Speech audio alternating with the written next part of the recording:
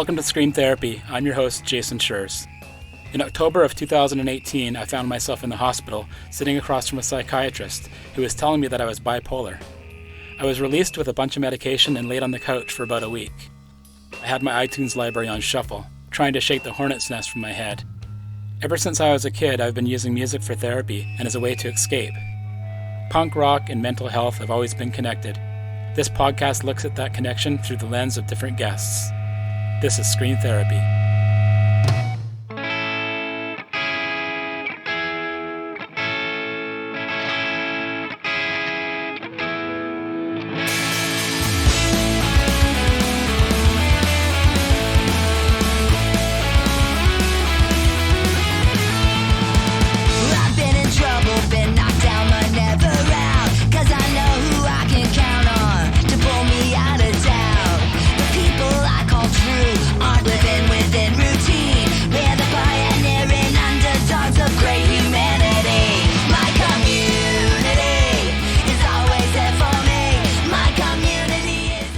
We hesitate to use the words success story in the mental health community because of fear of relapse. Having said that, Stacey Dee of Bad Cop is in the best place she's been in her life. Stacey is the guitarist and vocalist of the Bay Area pop-punk band that just released its new album, The Ride. Throughout her life, Stacey has dealt with self-harm, depression, and suicidal thoughts. A Xanax addiction that lasted several years landed her in rehab. Then she was hospitalized twice, and was later diagnosed with stage 1 breast cancer. Luckily, it was treatable, but it was another huge hurdle in her life. Through what she calls self-love and a health routine, she's been able to keep a positive mental attitude. Stacey doesn't believe in labeling herself with a mental health diagnosis. Instead, she focuses on moving forward every day. With the strong punk community behind her, she's ready for whatever challenges life throws her. With that social anxiety, come together far and wide. We need each other to succeed. Well, I never would have made it. Hey, everybody in our scene. Well, I'm the strongest I've ever been, and you all help me to believe. My community is always there for me. With impunity, well, I'm living how I please. And your loyalty means I'll never be lonely. My community is everything I need.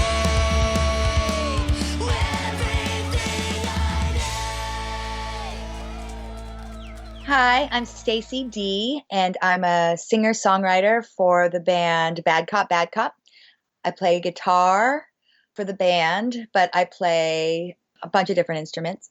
And I have dealt with mental health my whole life. It started when I was young. I was somebody that hurt myself from a young age, but through the years, found, and through many different forms of suffering, found a way out to live a really good, healthy, positive life now. I had had many drug problems, overcome many things in life to get to where I'm at today, and was a severely negative person for most of my life up until I was 40, and that was only almost 5 years ago. That's what I changed. I was a pretty sad kid. I had lost a lot of friends at a young age. I had parents that were drug addicts and alcoholics. I had serious relationships too young in life, too much freedom. Like I said, drug problems. And like I said, I hurt myself a lot. But again, I've come out the other end, which is something I love talking about because there is ways to have some peace in all of it. Do you remember the first time that punk rock and mental health for you intersected? I think I started talking about things with Ryan Young and his podcast, Anxious and Angry. He and I bonded over being angry and deeply sad, depressed, anxiety-ridden people. I had gotten myself addicted to Xanax, and it was a crazy 8-year-long addiction in large doses. I can't even believe I did that to myself. It was pretty gnarly. But anyways, that was around the time, I think it was probably 2015, 16. is when I started talking about it. And then we had a song on our record, Warriors, called Victoria, about my friend's child who committed suicide. And I started talking about it on stage a lot more because we did the song and I wanted to talk about mental health and mental illness. Being somebody that was fundamentally suicidal for most of my life, back then, the thought of suicide entered my head probably every day. That was just an option for me. I don't think like that anymore. That those thoughts don't ever come to me. Well, they barely come to me anymore, I should say. So after she decided that she was going to take her life and I wrote the song, I felt like it was important to discuss a little bit more from the stage, to our crowd that was watching us, because it seemed like I had been given a platform and I had gotten an opportunity to change my life. So I wanted to share that with others. You mentioned before an addiction to Xanax. So how did that relate to your mental health? Because I know a lot of folks self-medicate when they're dealing with things that maybe they're not aware of or have sort of pushed aside. Right. I was somebody that was just like, I didn't know how to cope with life. I felt like everything was happening to me that was terrible.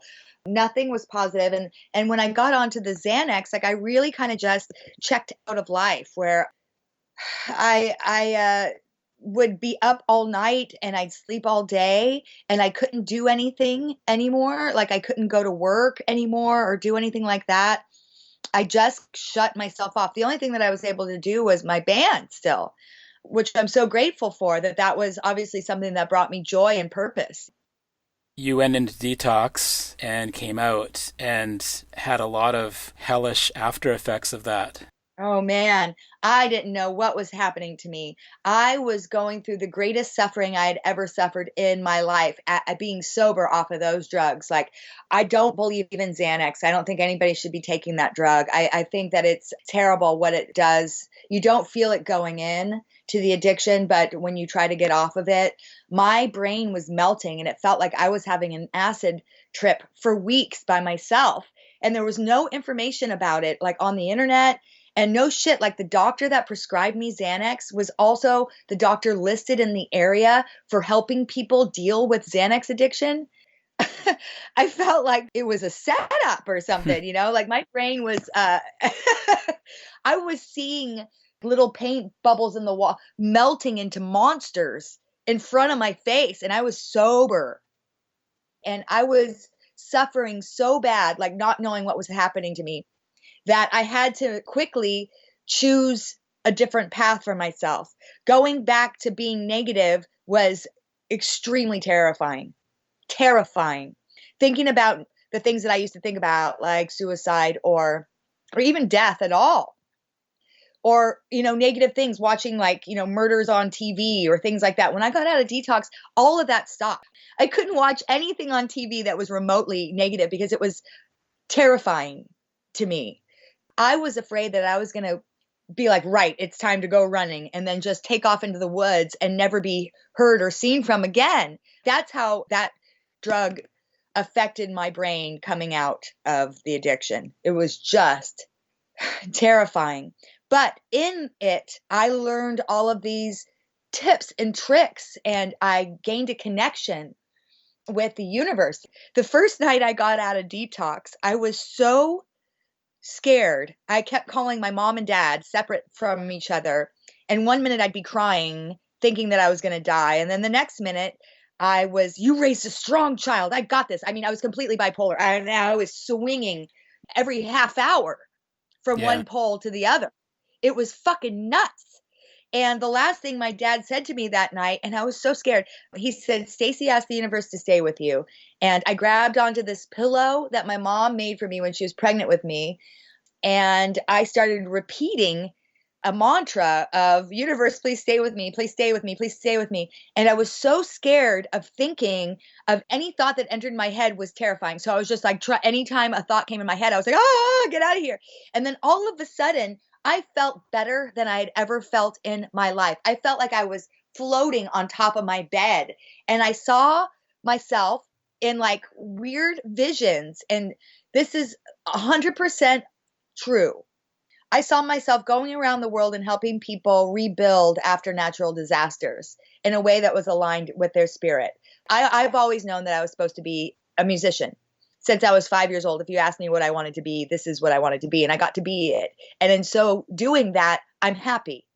That part of life is covered for me. I don't have to be something I'm not in life, which is something that makes a lot of people very sad when they have to go work a job just to pay the bills and they never get to live their dreams. It makes people sad, whether or not they know it.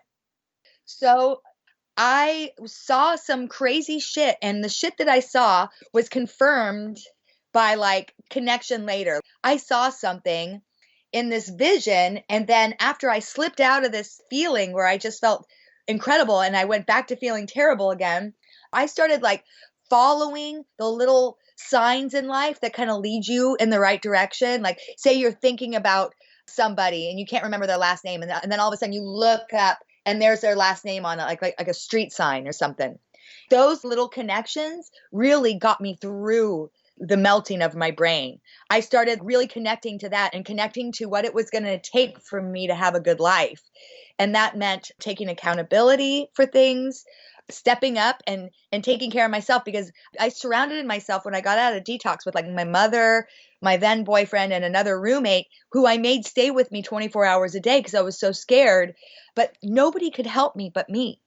Have you had any diagnosis or? No, I've been to several therapists who told me that I was bipolar because, I would be fine and then I would be completely miserably depressed. And I would walk around saying I was depressed and walk around saying I had anxiety. And I'd been through a lot of things. And like I said, I was a pretty negative person where I didn't really like other people. I didn't like my life. And the truth is, looking back, I've always had a good life, even when it was hard. But it's just perspective. And I think that what changed so much through all of it, and I don't know whether it was my mental health or whether it was the coming off of the drugs, because I had to change my complete perspective in the way that I looked at life. I couldn't go back to the things that kept me ill. How much does a diagnosis matter to you? Well, you know what? Everybody is different. You know what I mean? Like what I am versus what maybe you are or somebody listening to this is always going to be different in varying degrees of different stuff. I don't believe that I'm bipolar now. I have tools now to not swing from thing to thing, that when things are tough, I know how to work through them without caving and hiding from life. But that's me and my varying degree of my mental illness. I don't say that I'm depressed anymore. I don't use those words to describe myself anymore. Do I have bad days? Yes. Do I have a brain that tells me to stay in bed most days? Yes. That I don't feel good enough to get up to do anything that day. My brain tells me that almost every day.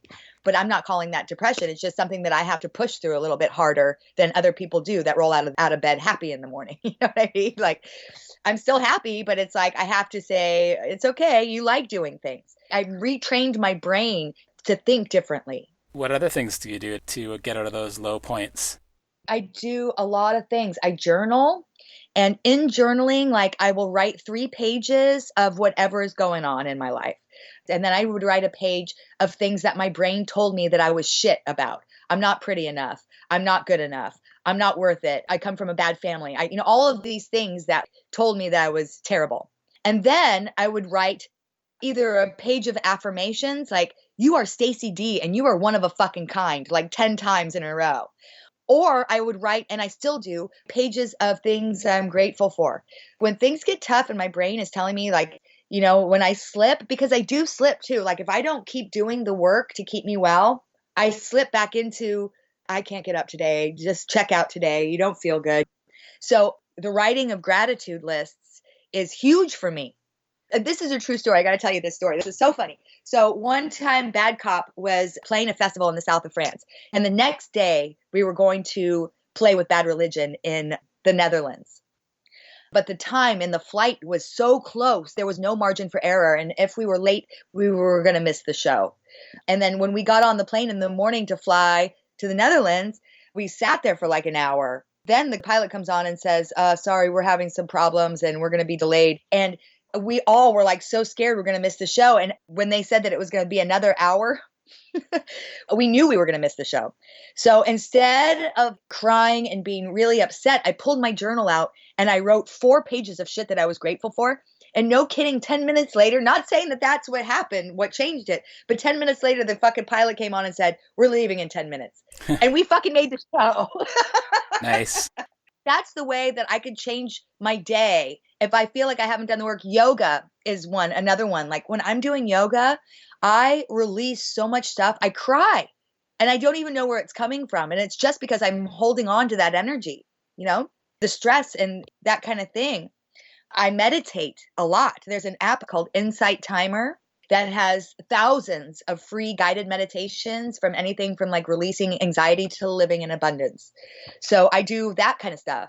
I connect with nature. I go out and I smell roses and I just look at flowers and tell them how cute they are. And, I really try to change the brain from the negative loop that it gets stuck on when it's telling you you're nothing and you're shit and nobody likes you and nobody loves you and you said this and that's why this person doesn't like you. All the things that our brains do to us when they get out of control. Those are the tools that I use. Deep breaths even help amazingly. I know it seems like simple stuff. It is the most simple stuff that actually works, and it's all free.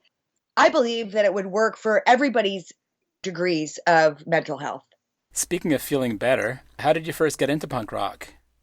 Well, when I was 5, I decided that I liked the Go-Go's. They had just hit the radio with that song, We Got the Beat, We Got the Beat.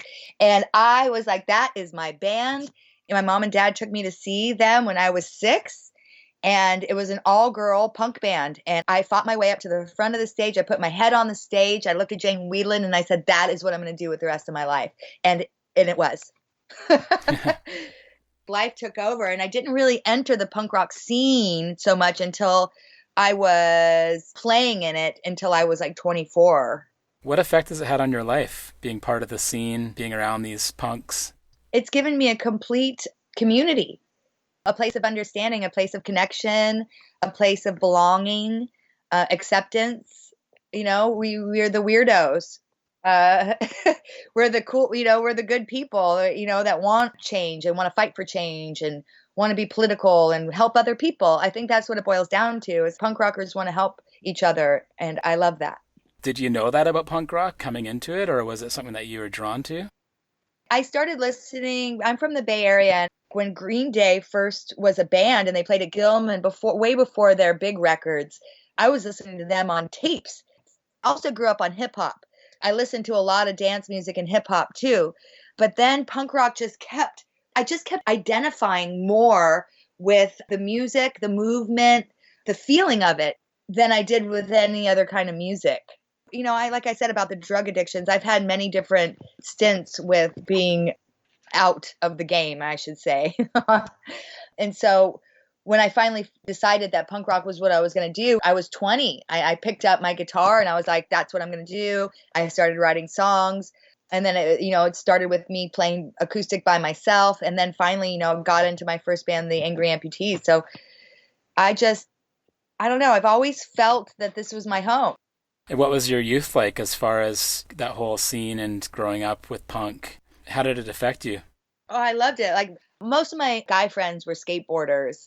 And I would jump in their cars and they'd be listening to these fucking tapes of like Operation Ivy and the Odd Numbers. And like I said, Green Day. It was just so exciting and free. And it was like, put that record on. What's that record again? Yeah, dude, put that one on. I love that. Will you send me that? Will you dub that for me?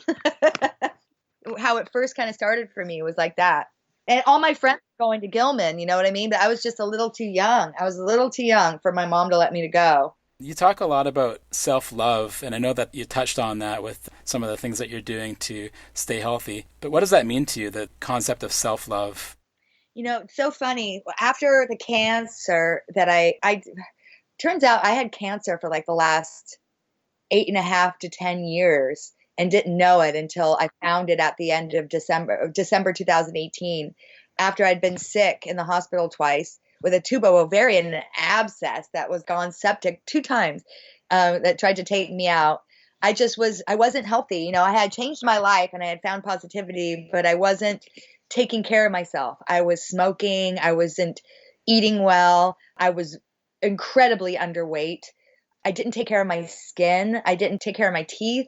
I let myself kind of go, especially in the years prior to getting better off of the drugs and changing my perspective. So the last 5 years have been fundamental in like rebuilding Stacey, really from top to bottom, from perspective to the physical body. So after I found out I had cancer, I really jumped into like the holistic way of healing yourself, which was through organic leafy green vegetables most of the time, juicing. I was even doing, like, my band thinks I'm crazy, but I was doing coffee enemas, which if you ask any nutritionist will tell you is a very good thing to like cleanse your liver and things like that. So I was doing that. I started washing my face every night and every morning. Started. I'm going to be 45 years old. And at this time, I'm 43 years old. I hadn't been washing my face at night or in the morning. Even looking at myself to really be like, okay, I started fixing all the things. I quit smoking. I started slowing down. I realized from the cancer that I was, with my brain, I was just a constant rat on a wheel, it felt like. Always, what's next? What's next? What's next? More, I need more. I need it now, and not being patient. So with the yoga and with the meditation, I learned to really slow down and give myself time. And it takes nothing away from my day to give myself that peace. So those are kind of the things. The words that I use to describe myself are kind, loving. They're not negative words anymore. A total shift in perspective. Total shift in perspective. Complete shift in perspective. And the truth is, I got here from extreme suffering. Like a lot of people say, how do you find like some sort of spiritual enlightenment? And they say that it's from this immense suffering. And I'm just one of those going through getting off of Xanax and what that did to my brain. It reduced me to being like a small child again. And I got so many answers on how to be well. And I'm on a constant journey now of this.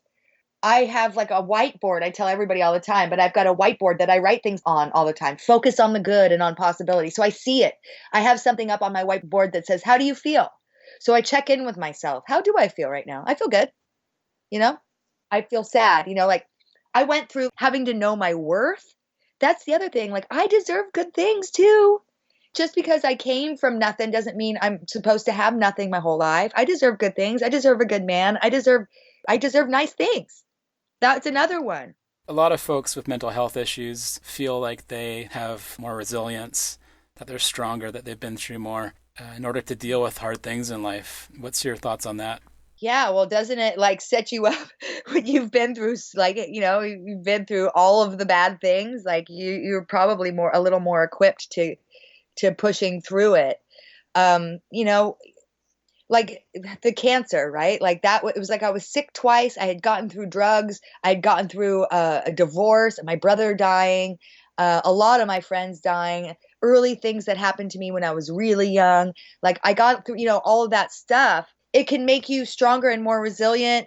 And it usually does. It should give you the tools to be better for it, not just be stuck in the same place by getting through it in this, in the same place as you entered it in.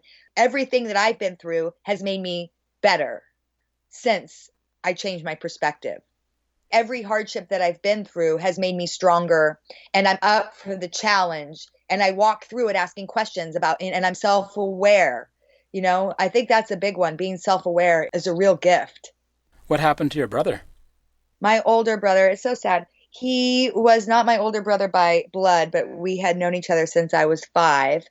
And we started calling each other brother and sister when I was 11. He had 2 young children, and he had battled a drug addiction as well, and same with his wife, baby mama.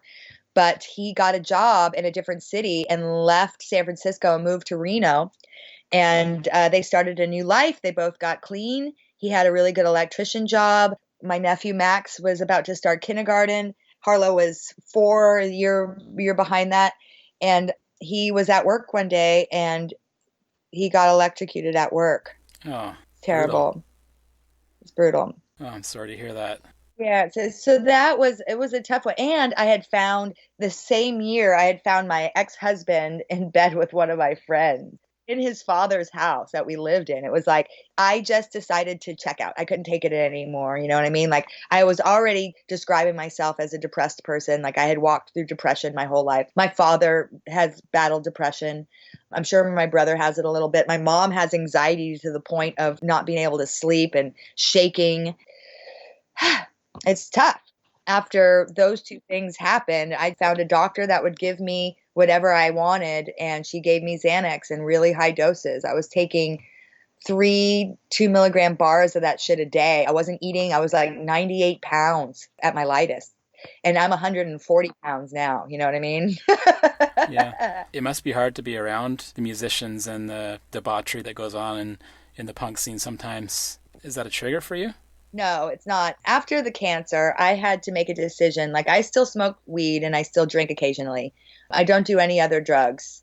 I don't take pills. I won't take antidepressants. I don't have a reason to take antidepressants, but I'm just not there anymore. I had to learn to be responsible and to live in abundance. Like, I have to be able to have a good time with my band and not be so strict that the cancer comes back. You know what I mean? That I'm worried and I'm so strict on myself that I don't let anything. I have to be very good to myself. I have to give myself the things that I want in life, but not abuse them. Part of my cancer therapy is being well. I don't want the cancer to come back, and to me that means I have to live in abundance, and that means I have to be responsible for the things that I do. Yeah. So nobody triggers me to want to do drugs. None of that does. I'm not going back to that shit. Why would I go back to that shit? You know what I mean? When you're up there playing with the band, how does that feel? Wow. I mean, it's everything. It's everything I ever wanted in my life. That I get to do it is remarkable, and I'm completely grateful every single day. I don't ever take it for granted, ever. Oftentimes I'm on stage and I close my eyes and I'm singing and I'm smiling, and I'm just so grateful. I'm thinking about how grateful I am. Like I said earlier, one of the things, to be really well in life is to get to live your dream. And I get to do that. So that part of it is covered now. There was a lot of time when I didn't get to live my dream in the quality that I get to live it now. And that killed me. I wanted it so bad, but I wasn't getting it because I didn't have the right perspective. But as soon as I did and was strong and stepped into who I was supposed to be in it all with the correct message and the correct desire to want to help humanity rather than just take for myself, the universe really shined on me and my band and has given us the opportunity to go out and do it. It's incredible. Why do you think that people with mental health issues gravitate towards the punk scene? Because we're honest and open, and more, like I said earlier, we're the weirdos. So there's more of open arms. We are different. We've always been different. People that suffer with mental health issues are different. It doesn't mean you're bad to have mental health issues. It means that you operate differently, and it's okay.